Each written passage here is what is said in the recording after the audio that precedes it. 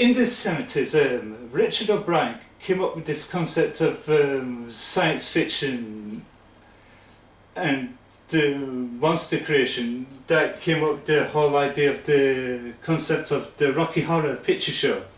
Due to its success and the impact the shows did, it gradually went on to become a stage show that was played to and captivated the fans around the world, that dedicated fan clubs and cosplays to the musical and that. However, during one screening of the Rocky Horror Picture Show in the 1980s, they made the announcement that Richard O'Brien was penning the second installment called Shock Treatment. However, the Rocky Horror Show had a lot more going for it, which they could go out and film outside locations and that represent the community of Denton. But sadly, due to the Screen Actors strike in the 1980s, that scuppered O'Brien's plans to realise his vision by taking it out to film outside locations to do it as in a big wider spectrum. But the other problem he had with the production was to get all the original cast back together. But I'm not so sure about why Susan Sarandon and Barry Bostwick didn't come back to reprise their roles as Brad and Janet. To say they got replaced by Cliff DeYoung. This time round he's playing dual roles. He's playing Brad and playing the slimy, scheming, industrious twin brother called Farley Flavors and that, which is a rich industrious tycoon and that's planning to take over the realms and the aspects of the world of TV show business. A bit of a Rupert Murdoch-esque type of person.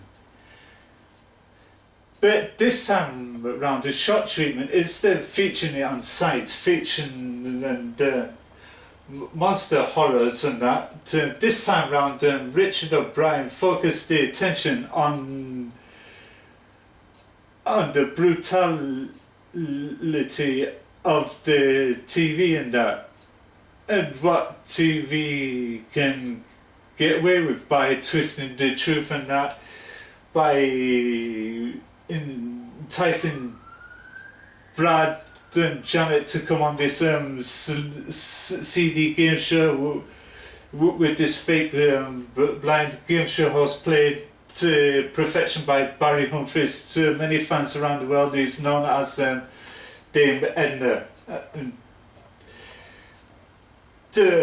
But there's quite a couple of returnees from the Rocky Horror Show, including Charles Gray, Patricia Quinn and Nell Campbell. But sadly, over to commitments and that, Tim Curry wasn't available to come back for Shock and Treatment, down to the fact that perhaps he did not like where the continuation was going. But however, the theatrical trailer speaks for itself. Instead of the trailers, you get a voiceover artist going over the dramatics of the trailer, going from scene by scene. But this time round, he had some weird animatic of Richard O'Brien that looks like a reddish type character with a revolving background and with a bit of rotoscope in his lips, going about the Rocky Horror Show and that by the graphics and the titles coming out of his mouth, and they went to there, then it went flashing to the scenes of the film, which it spoke for itself. Then it closes in back to him at the end of the trailer, which quite frankly spooked the hell out of me quite a few times. I see it, and this film was reviewed to perfection by Brad Jones, known as the Cinema Snob on YouTube. But I strongly recommend of you going to his video and seeing it, because he can explain it more to Pearson and that. But yeah, but strangely enough, the whole arc of the character Janet, that was originally played by Susan Sarandon in the Rocky Horror Show, compares to the Janet played by Jessica Harper, who's known to fans from the Dario Argento horror universe for the likes of being a Suspiria and all that lot. But this time around, she plays it a lot differently. Instead of the kookiness and zaniness of the way that Sarandon played, this time around, Jessica Harper played the character Janet in total different light, to represent what a real bored housewife is really betrayed.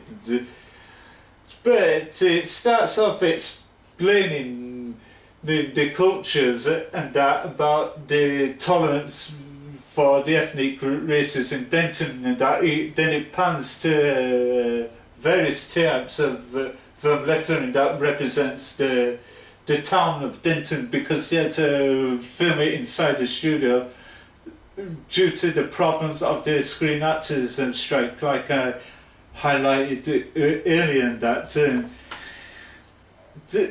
it didn't have a wider spectrum release as the Rocky Horror Show, but it did play in with a tie-in with a documentary called the Rocky Horror Treatment, and that it's available somewhere. It's worth looking at. It goes to all aspects of the fans and that, and the Sunday devotion of the musical and that, and how much they adored the musical. And yeah, it was, but it still held on its own, this shot treatment. Yeah, it didn't get the same write-up as they did when there was the Rocky Horror Show, which has got brilliant reviews and that. But however, the shot treatment did get quite a bit of blasting by critics like Roger Ebert, and seemed to be very hard to follow, remembering the songs and that because of the success of the Rocky Horror Show, that many fans around the world still remember songs like the Time Warp and Sweet Transvestite and all that lot, which is quite resonant in today's aspect, and that, which I got here, that I bought it off of eBay, not eBay, Amazon. It came as a 2-disc box set, comes with 2 discs and that, which comes with loads of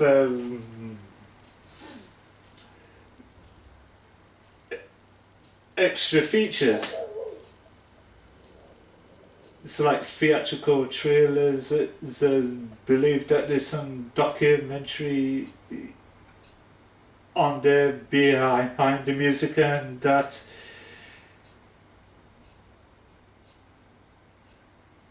And everything, but which by now it is still collectible amongst the fans today. But there's one thing to offer on this is the theatrical trailer and scene selection. Let's go to it and that.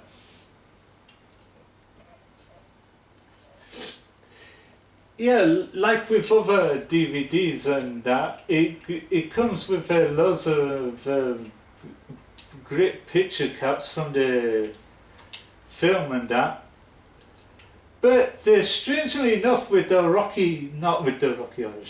strangely enough with the shot treatment, it had the weird opening sequence, which was it was a still image of Cliff DeYoung's character Farley Flavors that sat on a chair having a smoke, and they were in the lettering came along in the ticket tape type of fashion. That is quite familiar, seen on countless other films and that. But the whole aspect of shot treatment is the great transformation of the Jessica Harper character, Jenna Majors now she's called, because they had to move the story on years later where Brad and Janet did get married and that. It was the stunning transformation of the character of Janet. Went from a bored housewife to amazing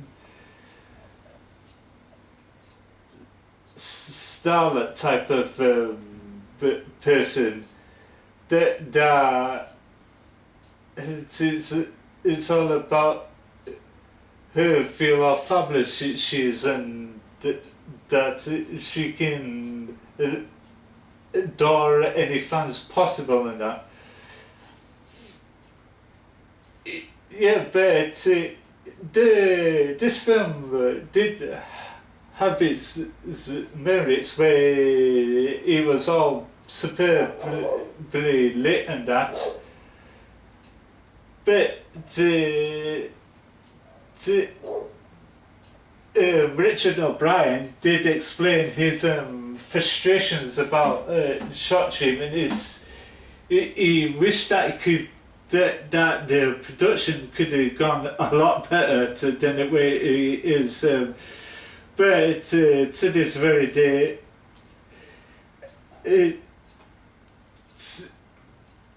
it still holds its own as a pure definitive classic, and that, but not so much of a markup as the Rocky Horror Show, but it did over the gradually the years since its debut back in 1981. It did slightly become more appreciated, and that to see these pictures on the internet of the fans in cosplaying that, looking like the characters from the film, like Dr. Cosmo McKinley and Dr. Nation, the femme fatale Janet and Brad in the Insane Asylum straitjackets, and and somebody dressed up as Farley flavours and that, but the whole weird aspect of that it was, so it did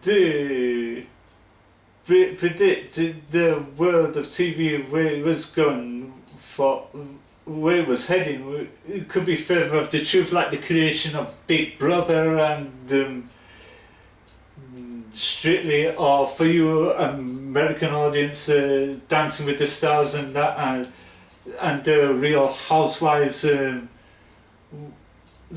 of New Jersey, Beverly Hills and whatever. It goes to show how brutal it is being on a reality TV show, and it's rating boosting and that, and how things have gone in that aspect. And the whole idea was to put fun as a way of satire of advertising this fast food joint titled Farley Flavours Fast Foods, and by using children and this blonde actress playing the school teacher going through the 5 F's for what it's for. And the like it represents in the realms of advertising across America and also in Europe, and that how the whole aspect and the flavour of the shot treatment could have got.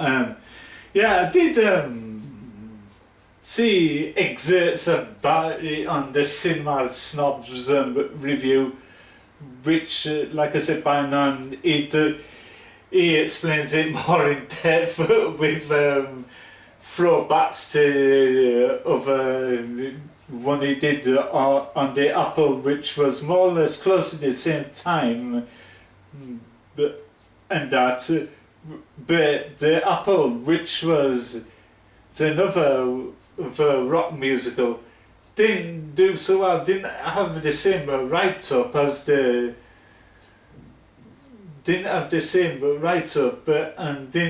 and was critically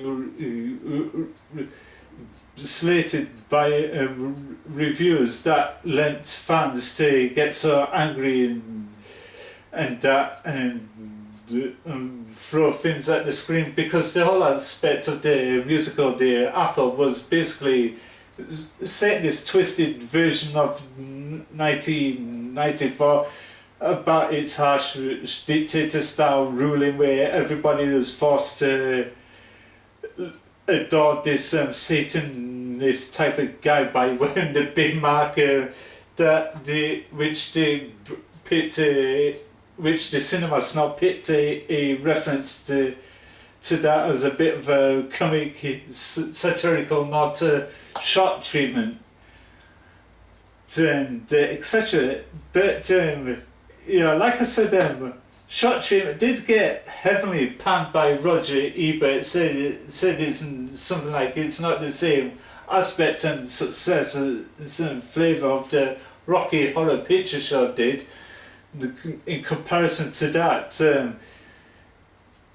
he only way of explaining the exploratory about shot treatment it is by watching the Cinema Snob, and he will explain it even more depth than that. There is, however, a 25th anniversary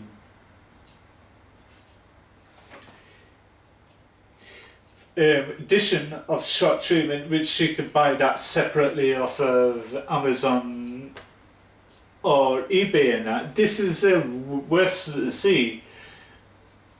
Is because of the Jessica Harper's transformation, just like an old Sigourney Weaver when she went through a transformation. Ghostbusters went through this plain Jane to this 5D sex bomb type femme fatale, that type of thing. But this one's rather tame. To say there is mild sex references and that, but it's very tame, and that the whole performance of Charles Cray and Ruby Watts take upon themselves to do a bit of sleuthing what's going on, and that both of them nailed the characters as the Judge and Betty Harper to great perfection in that. Likewise with Jessica Harper nailed the role as Jenna dead on. And likewise with Cliff Dion, we playing the character Farley Flavors and Brad in that.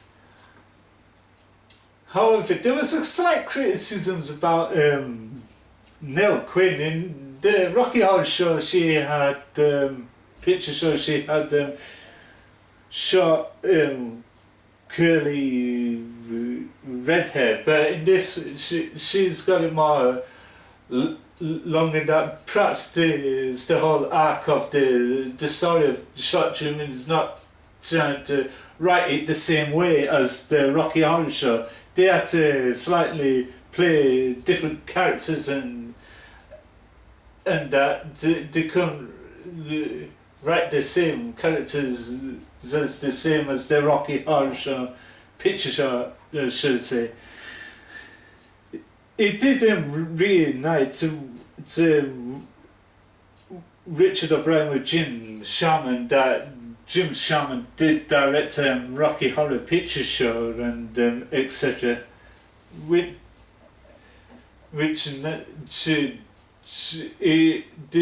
this becomes a splendid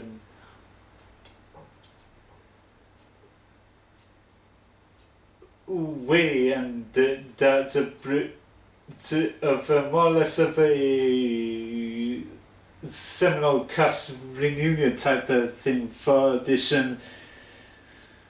shock treatment. It did pave the way to the musicals of the 1980s, is like Grease 2, which was about the same area, but Grease 2 did not have the same write-up as the first Grease film with Olivia Newton-John and John Travolta, but in Grease 2 we had Maxwell Caulfield and Michelle Pfeiffer and Adrian Smed in that, but which was round about the same time-ish as Shot Treatment, and that a few years later they had another one called If Girls Are Easy with Gina Davis and Jeff Goldblum, which another film that didn't get the appreciation it deserved in that. And Johnny Depp did do one to the late stages of the 1980s called Cry Baby, which he also had Tracy Lords that I met at a convention in London last year now. But back to Shot Treatment. This musical holds its own today.